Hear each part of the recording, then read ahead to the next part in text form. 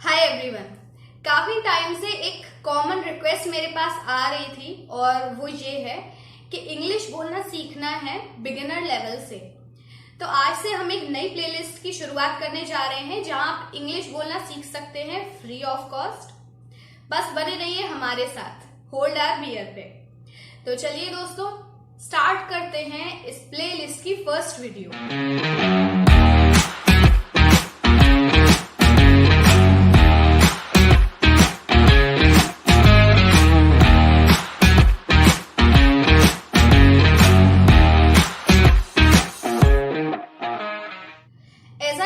हम स्टार्टिंग से स्टार्ट करने वाले हैं।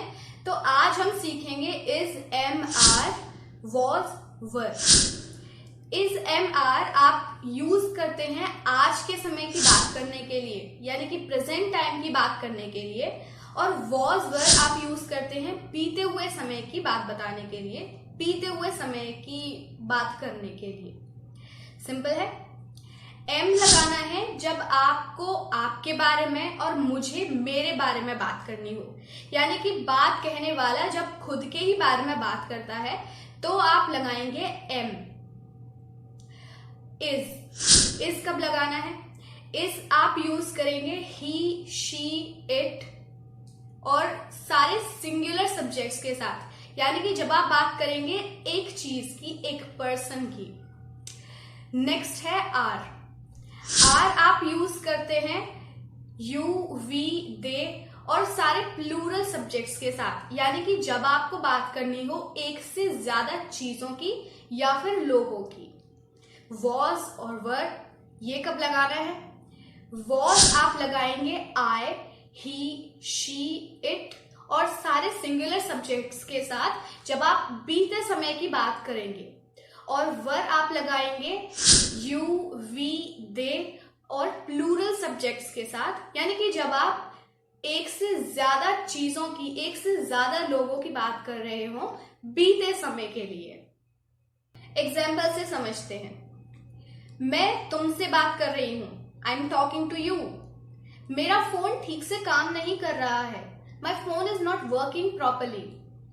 वो मेरे साथ रह रही है, she is living with me. अब देखिए, यहां एक इंपॉर्टेंट पॉइंट मैं आपको बताना चाहूंगी। जब आप किसी चीज को बोलना सीख रहे हैं तो आप उसको बोलने का तरीका भी सीखिए। मैंने कहा she is living with me, she is living with मी, ऐसे नहीं कहा।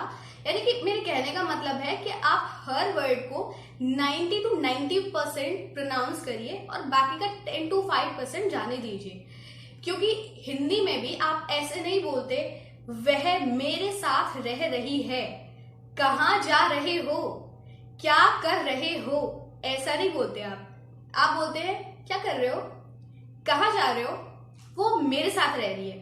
तो उसी तरह से आप हर वर्ड को 90 to 95% प्रोनाउंस कीजिए और मेरे साथ रिपीट कीजिए, she is living with me. Got it? Next, वो जगे हुए हैं, दे आर अवेक।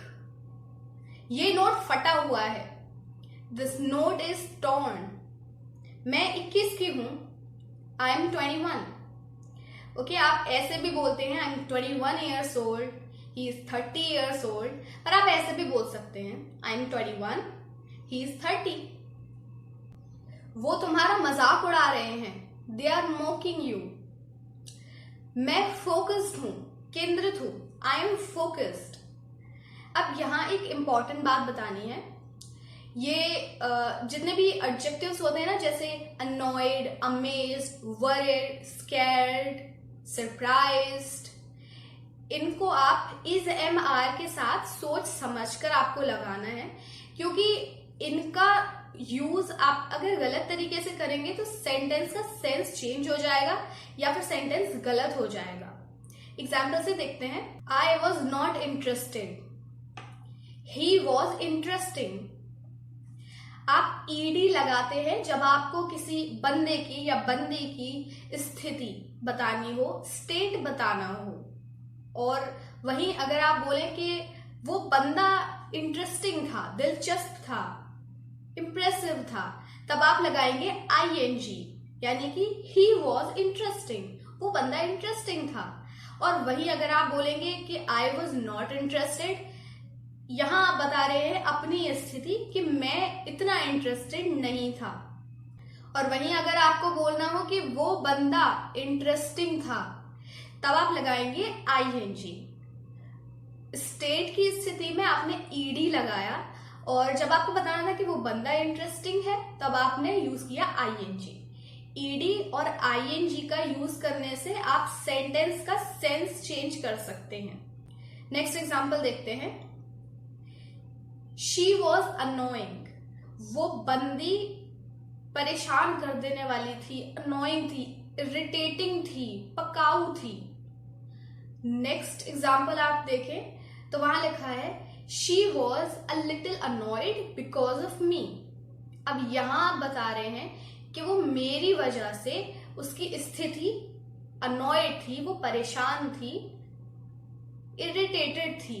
और पहले वाले सेंटेंस में आप बोल रहे हैं कि वो जो बंदी है वो इरिटेटिंग है, और नेक्स्ट वाले सेंटेंस में आप बता रहे हैं कि वो बंदी इरिटेटेड हो रही थी, परेशान हो रही थी।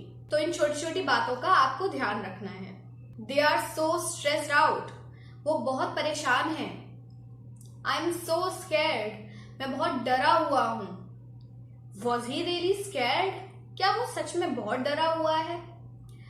क्या से बनने वाले सेंटेंसेस, यानी कि जब सेंटेंस क्या से स्टार्ट होगा तो हेल्पिंग वर्ब आपकी जो है was, were, is, am, are जो भी है वो कूदकर सबसे पहले आ जाएगी सेंटेंस में, और उसके बाद लगेगा सब्जेक्ट।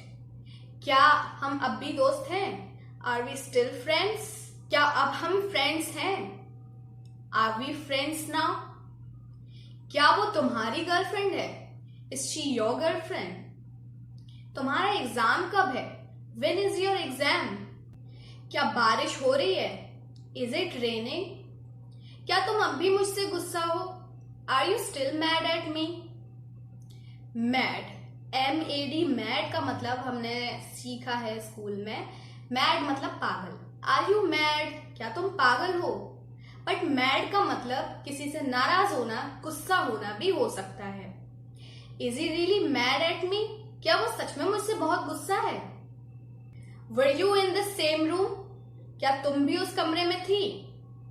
और अगर आपको कहना हो क्या तुम भी उस कमरे में नहीं थी? weren't you in the same room? not, जब आप सेंटेंस में लगाएंगे तो वो हेल्पिंग वर्ब के जस्ट बराबर में ही आएगा।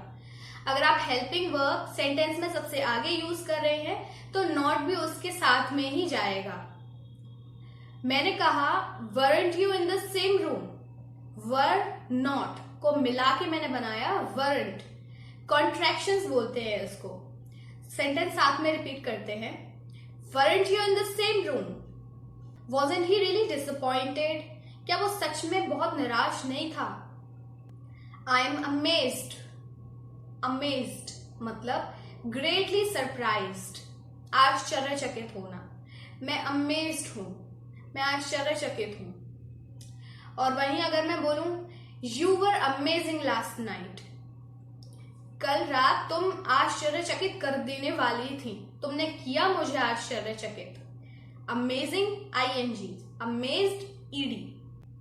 She is an affable person, affable मतलब मिलनसार, friendly person। How's your dad? जैसे आप बोलते हैं How are you, तुम कैसे हो, ऐसे ही How's your injury, How's your day, How's your brother? What's wrong with you? तुम्हें हुआ क्या है? How much is it for? ये कितने का है? आप मार्केट में शॉपिंग करने के लिए जाते हैं तो कभी आप चीजों को लेकर पूछते हैं ना, ये कितने का दिया? तो ऐसे सिचुएशन में आप ये वाला सेंटेंस यूज कर सकते हैं, How much is it for? ये कितने का दिया। और वही अगर आपको पास में बोलना हो, ये कितने का दिया था, How was it for?